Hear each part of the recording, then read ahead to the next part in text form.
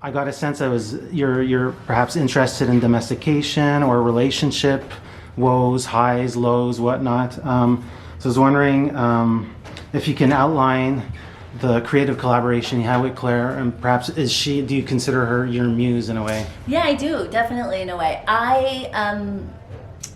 The relationship stuff is definitely an area of interest for me. I have my master's in clinical psychology, and I was planning on becoming a marriage and family therapist, or a couples and family therapist, I should say. And I didn't, but it's always been something I'm really interested in. And so I think my work reflects that, for sure. And Claire, I've known Claire since Northwestern. We went to college together. And so we are good friends, and she's a terrific actress. And when I was writing Pillow Queen, I was like, if I get to do this, will you be in it? And she was like, yeah, I'll help finance it too, depending on what road it goes down, which is hard to argue with. And she was just coming off of 5 years on Grimm, which was on NBC, and like a wildly popular evening supernatural soap opera that like people who watch cable hadn't really been watching. But she's so good. And I was like, this felt like a different thing for her, and she was excited about doing it. So she definitely, I do think about her when I'm writing, but because we have so much intimacy, it's really easy, and it's really easy on set. And she talks about how, and she's never like doing me, but she knows my voice really well on the page and in real life. So there's definitely a shorthand, which makes it very easy to work with. I quite like how she expresses certain ideas and thoughts with just her just the face. She's a great face. I love the title, actually, the play of the word. I was thinking back to the Richard Dreyfuss film, Close Encounters. Yeah. Like the building of something. Yeah. And I love how it's also a mechanism of defense. I love just the double entendre of the word.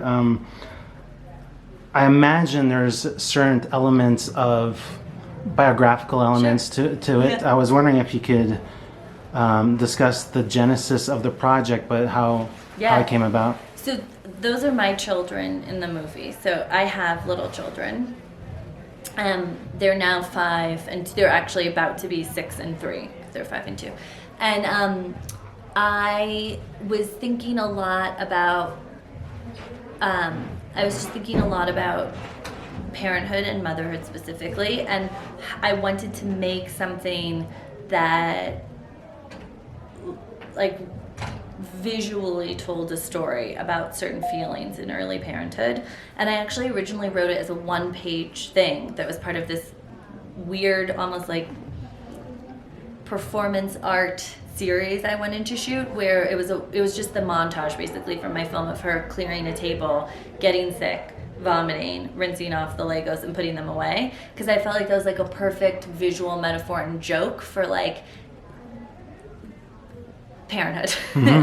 and what like the drudgery, especially of early parenthood, felt like to me, and that like your body's doing all these bizarre things and you just accept them as a matter of fact, and like it's not even worth worrying about when these things happen. And then I was like, I feel like I could open that up. Like I really liked the idea, and I was like, I feel like there's more there, that it's not just the one joke and or gag. It's a double entendre. And so I wrote Blocks. It's I was thinking a lot of as this being a perfect companion piece to Swallow. I know. You're not the first person to say that. Yeah, I know. Mark Webber, who's in my movie, was at Tribeca with his feature last year when that premiered, and was like, I don't know if you need to worry about this, and I was like, no, it's the opposite of it. What I noticed in the production design at the very onset is you sort of like separate. There's like a gender divide, just with the tapestry, the colors. There's very deliberate pinks and blues, and what I kind of appreciated of the Lego blocks is like it was how can I say, a collage of that gender divide. I was wondering if that was a very specific idea on your part. Well, it was.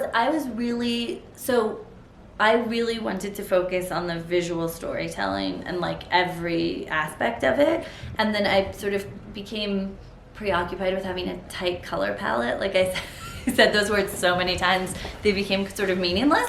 But we knew we were going to have the traditional Lego palette, of which there's like a Pantone, you can get it. But then like the wallpaper in the bedroom, which is still up, that's my bedroom, that's my house. And so we were like, we're going to keep this, it's easier. Having those colors too, which are like a little more gendered, it's like pink and purple and kind of maroon. But yeah, I did think about it because, you know, and there's so much written about this and so much research that even in partnerships where both parents, in heterosexual relationships where both parents say, we're 50-50, it's actually like 40-60, I think is the average, and the mental load and all of that. And so I did want to sort of focus that, like, even in a woke situation where they obviously have enough money that she can stay home and things seem pretty good, there's still this, it's still her and it's still her body and it's still her problem. How did you go about coaching? Like, I love everything that takes place in the final sequence. Yeah. Where she really is locked in or locked out, if you want. And Mark Webber's character, how he's presented, I love his facial expressions. Yeah. What kind of like dichotomy or synergy did you build with him he's so good. Yeah. And he also has it like he has like a young family as well. Yeah, he has 4 kids. Yeah, it's crazy. Yeah, he has some fresh babies. His wife is also a good friend of mine. And I kept being like, well, I want someone like Mark to do this. And then I was like, why don't I ask him? Like, I literally have his phone number. He's so good. And we talked a lot, the love scene and then the scene in the bedroom after, it doesn't really get laughs, but I think it's very funny, and I wrote it to be funny, but they play it very straight. And my sister actually, who lives in Montreal, saw it and was like, does he really not get it? Like, is he being deliberately obtuse? And I was like, no, I think this character is saying the right stuff and he means it. We just get that it's ironic that he's saying all of this. But yeah, so the same thing at the end where, I mean, he's so good, it really wasn't very much, but I think we just talked a lot about him really like trying to connect with her, and that he's making a sincere effort to play the part. Yes, and he thinks he's doing it. Like, as far as he's concerned, he's doing it. And I think she'd probably be like, yeah, he's great, the character. But it's just like, it's not. So this is like a huge surprise that she's done this, but she's always like got everything in control. So he's like worried, but not terrified yet. And that was, his face is so good and all of that. And I really loved that shot. That was one of the ones I was really crazy about getting, and he's so good. We were just talking this morning actually about how much we love all of that and all of his dialogue to the kids. Like, it's the perfect read when you're I'll end with 2 things. First, sound design, because a lot of the comical things are sort of not off screen, but they're like put towards the back, and there's like a little bit of gag reflex type. So I thought that was a really funny comedic element. I wonder if you could say anything about, and also the analog type. Like I was thinking of Radiohead, like certain Radiohead albums and analog type. So those were 2 things. So the sound design was something we tinkered with a lot. The guy who did it, Maui Halcomb, is great. He's part of It's Ear Candy Sound. He, but that was like, we had to finesse that. That was like a really, because we didn't want it to be goofy. Yeah. But we also wanted it to play and then to sound real but not too upsetting. Like, there was a lot of that, of the like calibrating the abject, and like we didn't want to make a horror movie, but we wanted all of the unsettling elements. But he was great, like, and deciding what was sound design and what was score, of like the droning and all of that. But Ariel Marx, who was our composer, who's terrific, and we're very lucky she did the film. We all collaborated. So like we all did the spotting together, and so that was really helpful. And I knew, like, the minute I knew I was going to shoot this, that I wanted it to all be synth. I was like, I want it to be really synthy. I want it to feel like I don't want any organic.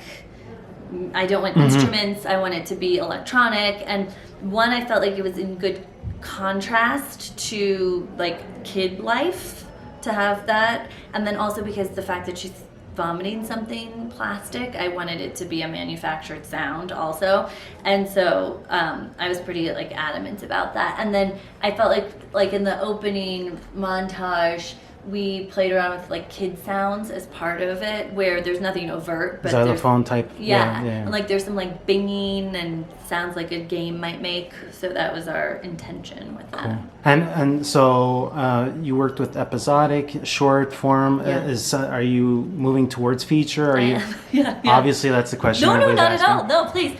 I have a feature that I'm developing that I'd like to direct. That's a romantic comedy about astral projection. That's in the same world as this, and then or an astral projection romantic comedy, and then I'm developing Blocks as a series. So cool. So centering on domestic anxiety, basically, like an expressionistic take. This is Eric from MyOnCinema.com. If you want to support us, subscribe below.